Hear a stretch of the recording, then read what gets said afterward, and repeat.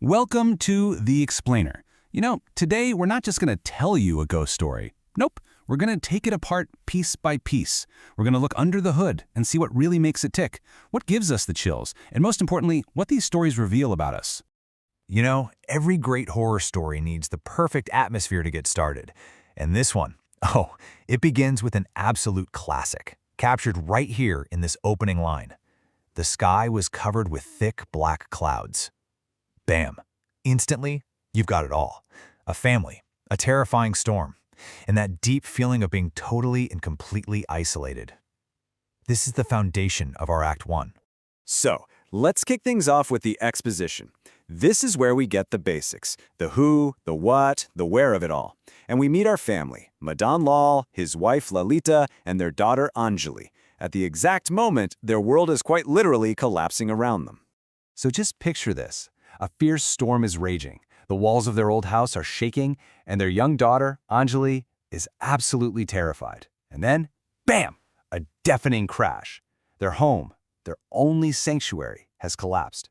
In an instant, they're homeless, thrown out into the dangerous night with only one single desperate plan. Their one and only goal is to reach the house of the village headman, the sarpanch.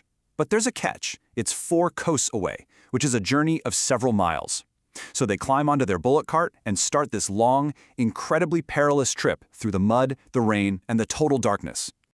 All right, next up is the rising action. This is where the story throws in a complication, something that's going to completely change the family's journey and, you guessed it, really ramp up the suspense. Out there, in the middle of this completely deserted road, they spot him, a mysterious old man just standing there, alone, in this crazy storm.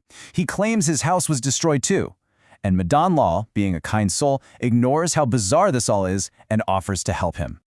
But his wife, Lalita, she's a bit more suspicious. She asks the question that all of us are probably thinking. Is it really a good idea to trust a stranger in a situation like this? That question just hangs in the air, creating this powerful sense of dread as the old man guides them toward a fateful fork in the road. So where does this stranger suggest they go for safety?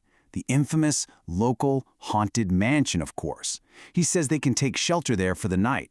Now, what's so interesting here is the dilemma this creates. Lalita strongly objects, but Madam Lal feels he can't just abandon this old man. It pits his compassion against his family's fear. And he chooses compassion, a decision that's going to have some terrifying consequences. And this brings us right to the climax of the story. The family steps inside the mansion, and all that suspense that's been building and building, well, it's about to erupt. The moment they arrive, the whole atmosphere just turns hostile. The massive iron gate creaks open all by itself. Inside, the portraits on the walls seem to follow their every move, their eyes literally glowing in the dark. Every classic horror detail is right here, basically screaming that they've walked right into a trap. And here it is, the moment of terrifying realization. Madam Lal is looking at an old painting of the mansion's owners, and he sees it. The man's face in the portrait is identical to the old man's. The stranger they brought with them is a part of the mansion's dark history. And just like that, the mask drops. The whole frail old man act just crumbles away. His fatigue is replaced by this terrifying rage, and he reveals his true nature with a bone-chilling threat. Now you will not be able to leave here alive. Suddenly, the entire mansion comes alive with these strange noises from everywhere. Scratching sounds from inside the walls, the feeling of unseen things moving around them. The family doesn't wait to find out more. They flee for their lives as the spirit's cold, chilling laughter echoes right behind them. So now we get to the falling action. The family has escaped, but believe me, the story isn't over, not by a long shot. This is where the consequences of their terrifying encounter really start to unfold. After finally making it to the sarpanch's house, Madam Lal frantically tries to explain what happened. But just look at the contrast here.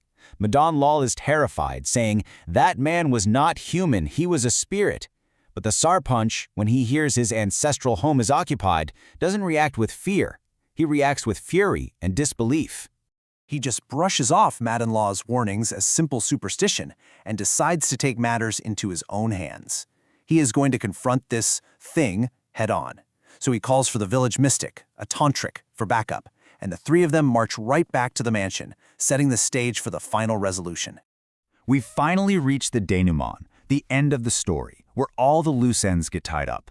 And this is where the whole tale transforms from a simple horror story into a really powerful moral fable. Back at the mansion, the spirit confronts the sarpanch, and its motive is finally explained in this one powerful line. Yes, you did not harm me, but your ancestors ruined everything for me. So this isn't about random malice. It's a quest for justice against the generation that died a long, long time ago. This really gets to the core of the story's theme. See, the ghost isn't a monster. He's a victim. His family was trapped in debt to the sarpanch's grandfather.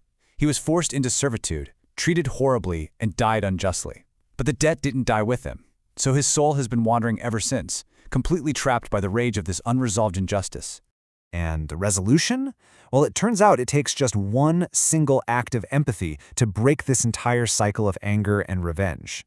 When the sarpanch hears this story of suffering, all his anger just melts away, and it's replaced by compassion. He finally understands. So instead of trying to banish the spirit with force, he chooses to heal it. He organizes a grand havan, a sacred fire ritual, not to destroy the soul, but to finally grant it the peace and liberation it was denied in life. This deconstruction really shows how a ghost story can be a vessel for a much deeper message. It reminds us that the unresolved injustices of the past don't just disappear. They linger, they fester, and they haunt the present, waiting, maybe, for someone to finally stop and listen to their story. It makes you wonder, doesn't it? Is a ghost just a story that hasn't been heard?